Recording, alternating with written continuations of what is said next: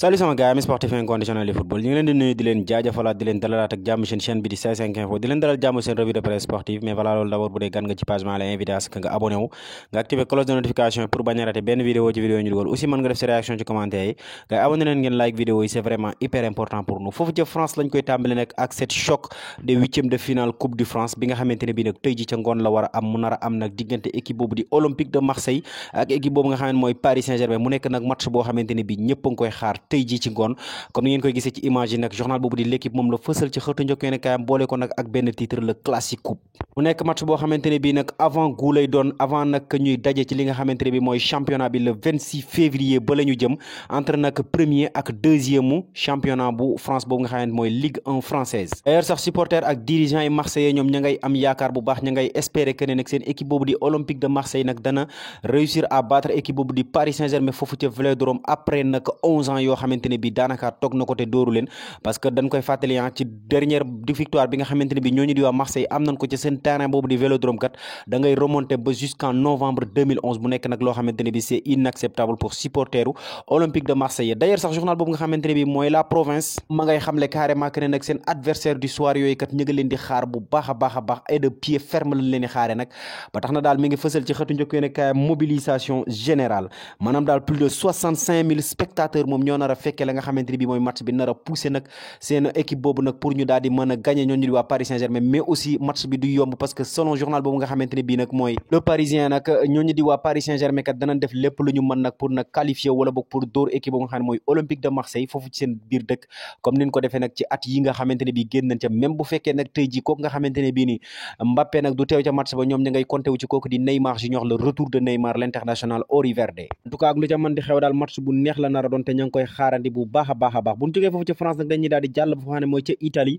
ak équipe boobu nga xamante ne bi mooy la Juventus de Turin bi doon football démb nag dans le compte de la 21e journée ci la nga xamante ne bi mooy Serie A ba face à équipe boobu nga xamante ne mooy Salernitana donc nag moo ko mujj dóor par 3-0 donc loolu moo waral nag moo def la une de tous les journaux italiens tey ji à l'image de journal boobu di la Tuttosport bi nekk nag journal pro Juventus comme ni ngeen koy gisee ci image yi nag ma ngi ko boole ak benn titre la Juve est de retour mais aussi ma ngay pointé du doigt ñi nga xamante ne bi ñooy ligue italien ba ca 10 points yi nga xamante ne bii nag nangu woon nañ ko ci ñoom ba taxoon nag instant bi ñu nekk nag à la 10e place jamono ji nag victoire bi sax moo leen mayaat ñu accédé wu ci li nga xam ne mooy place boobu mais mi ngi xamal carrément gars yi que ne nag Juventus gi kat dana def lépp lu mën nag pour remonter ci podium bi même bu fekkee nag dootul yombati dara journal boobu di la Corriere dello Sport moom la fësal ci xëtu njëkkee ne kaayam waaye lam ko booleel nag mooy que ne respecter la Juventus de Turin parce que Juventus kat du équipe buy dee malgré que ne nag mën na sonn trop mais du dee la grande Juve ne meurt jamais loolu la fësal ci xëtu njëkk yéene kaayam journal boobu di la Gazzetta dello Sport moom tamit ci victoire bi la dellu si waat waaye moom dafa préféré mettre en avant nag buteuru soirée bi nag muy kooku nga xam ne mooy Vlahovic Dusan Vlahovic ci ma dugal nag benn doublé ci la nga xam ne mooy match ba beneen bii ba nag kooku di Kostic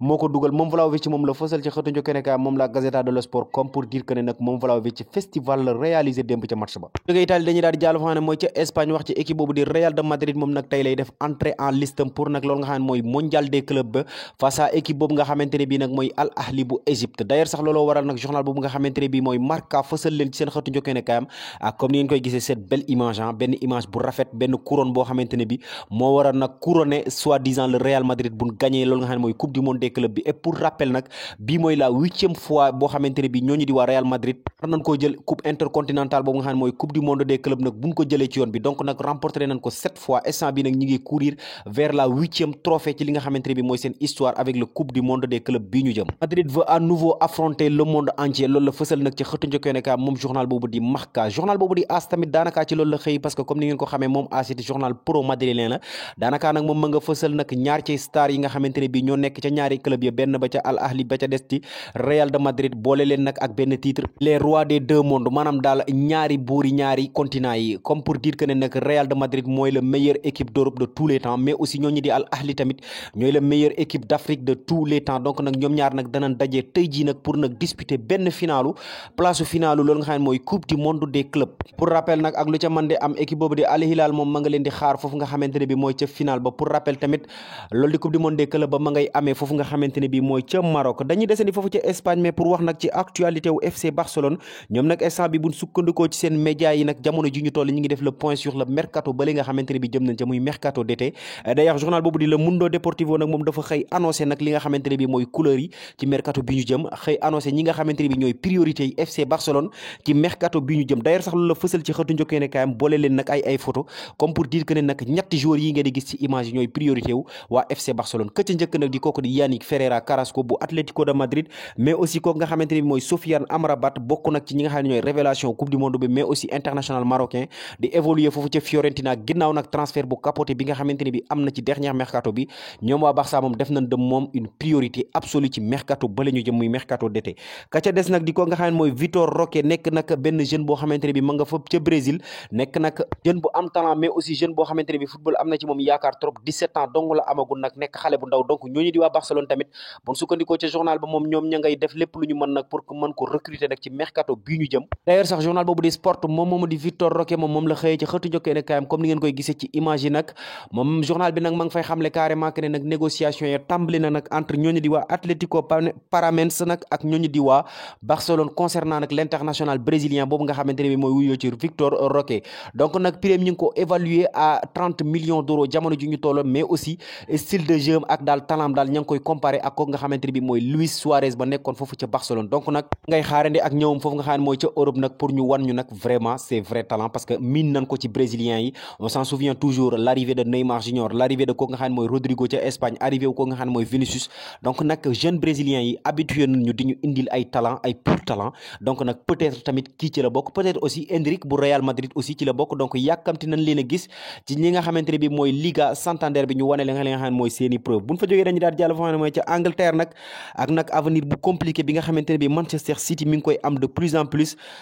depuis nag bi commission disciplinaire u Premier League bi nag engagé li nga xamante ne bi nag mooy ay procédure nag pour nag enquête ñooñu di waa Manchester City comme ni ngeen ko xamee ñoom Manchester City moom dañ leen di accusé de plus de 100 infractions yoo xamante ne bi ñu ngi ko commettre ci li nga xam ne mooy fair play financière bi nag ba tax na daal ñoom sanctions yi moom ñu ngi koy gën di risqué chaque jour daal ñuy gën a risqué ay sanctions loolu waral na nag yenn ci ay journal yu bëri nag foofu nga xam ne mooy ca Angleterre moom lañ xëyee ci seen xëtu njëkkee nekk ay journal bu ci mel ni nag journal boobu di le Daily Star moom tamit moom la fësal nag coach ba muy Pep Guardiola bizarrement nag journaux yëpp moom lañ fësal ci seen xëtu njëkkee nekk ay yenn yi sax ñi ngi laaj ndax kooku di Guardiola dina nekk nag coach ñooñu di waa Manchester City bu fekkee sanction yi nga xamante ne bi ñu ngi koy wax dal na ci seen kaw coup de blues loolu la journal boobu di le Daily Star xëyee ci xëtu njëkkee nekk am journal boobu nga xam ne mooy le Daily Express tamit dellu si na comme ni ngeen koy gisee ci image yi avec toujours comme photo de couverture ko nga xam ne mooy Pep Guardiola journal boobu di le Daily Mail moom indi na ab tontu ci laaj bi nga xamante ne bi journaux yi ñi ngi koy jot a laaj mooy ndax kooku di Guardiola nag dina nag nekk coach su ñooñu di waa Manchester City bu fekkee sanction yi tegu na ci seen kaw journal bi moom mag ñuy xamal que ne amul benn moyen nag bu war a mën a tax kooku di Guardiola jóge ci équipe ba même bu fekkee nag ñi ngi ci ay jafe-jafe instant bi équipe bi mi ngi essayé nag di lancer li nga xamante ne wala boog di raxas li nga xamante ne bi mooy turam journal local boobu di The Manchester Evening News moom tamit dellu si na ca mbir ma waaye tamit moom mag ñuy xamal carrément que ne City nag day daal di xeex indépendance am dëgg ndax ñooñu di ligue anglaise bi kat jamono ji ñu toll moom pare wuñ sax pour bàyyi mbir mi mu sedd danañ topp mbir mi jusqu'au bout donc nag ñooñu di waa City nan pare bu baax a baax nan pare pour jàmmarloo ak ñooñu nga xamante ne bi ñooy dirigeants yi waa Premier League bi d'ailleurs sax loolu nag ma ngay tàmbalee impacté équipe bi ndax kooku nga xamante ne bii nag mooy Erling Haaland kat moo def la une de journal boobu nga xamante ne bi mooy Defensa Central nekk fële ca Espagne donc buñ sukkandikoo nag ci média bi wala site d'information bi moom Erling Haaland moomu kat jamono ji ñu toll dafa bëgg a activer clause bi nga xamante ne bi mi ngi ci contrat am boo xamante ne bi nag instant bi bu ko activé moom mbiram day daal di jar prime day daal di yegg ci 200 millions d'euros ci mercato 2024 mercato d'été 2024 loolu nag la ko waral mooy moom moomu nga xam ne mooy Erling Haaland kat dafa bëgg a jóge ca club ba jamono yi ñu toll buñ sukkandikoo ci nag ci journal bi pour nag mën a rejoindre ñooñu di waa Real de Madrid des mercato d'été bii ñu jëm muy été 2023 selon journal bi sax moom jot na contacter ñi nga xamante ne bi ñooy avocat pour nag ñu gëstu piste yi ak possibilités yi nga xamante ne bi mën na am yépp nag pour nag moom mu mën a rejoindre ñooñu nga xamante ne bi ñooy merengue yi c'était tout pour aujourd'hui sama gars yi leen chaîne seen C5 Info la toujours ne bu dee gan nga ci page maa lay invité à ce que nga abonné wu nga activer cloche de notification pour bañ a rater benn vidéo ci vidéo ñu dugal aussi mën nga def sa réaction ci commentaire yi gars yi abonné leen ngeen like vidéo yi c'est vraiment hyper important pour nous merci et à très bientôt